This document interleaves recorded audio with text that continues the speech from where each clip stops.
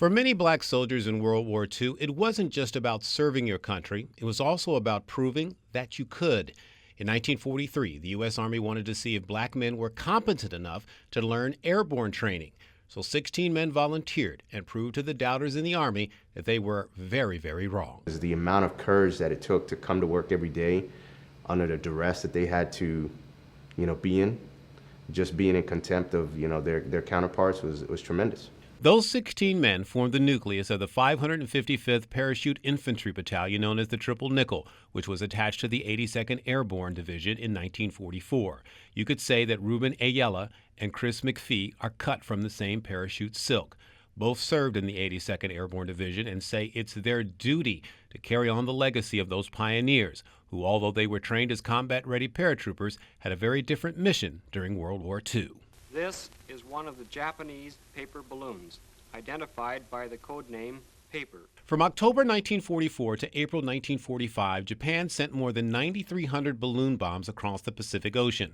The bombs were loaded with explosives and incendiary devices that the Japanese military hoped would start major fires across the West. Operation Firefly, which was kept secret from the public at the time, involved more than 2,700 men and dozens of airplanes, including the 200 men in the Triple Nickel who made more than 15 jumps into heavily wooded areas to put out balloon-started fires.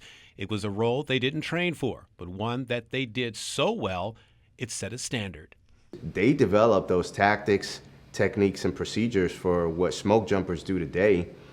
For smoke fires throughout the United States. So if you go to any smoke jumper unit or fire department, you're gonna see elements or that legacy of the 555th there, guaranteed. And to keep that legacy going, Ruben and Chris, along with their partners, fellow veterans Rod Graham and Kurt Riggs, created Triple Nickel, a lifestyle clothing brand that does more than just look good. Our goal is to just educate and continue to tell those stories and continue to help the legacy live on and build that community. Ruben and Chris say their brand is now in more than 600 Kohl's department stores and is also making its debut here at the National Veterans Memorial and Museum in Columbus. It is part of the museum's Vetrepreneur store.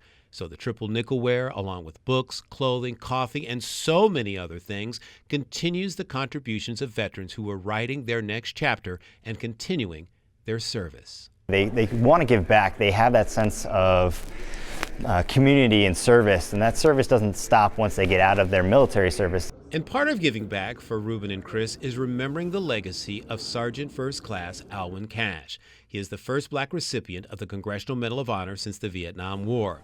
His family was awarded his medal in 2021 by President Biden, 16 years after he gave his life for his men in Iraq. Ruben and Chris say part of the proceeds from the shirt will go to support the youth foundation that will bear his name. We're helping the family create a legacy that's going to help people that are looking to serve. Throughout history, people in the U.S. military have always worked hard to go above and beyond what was asked, because whether they were proving their valor, proving others wrong, or someone made the ultimate sacrifice, their achievements have to be remembered.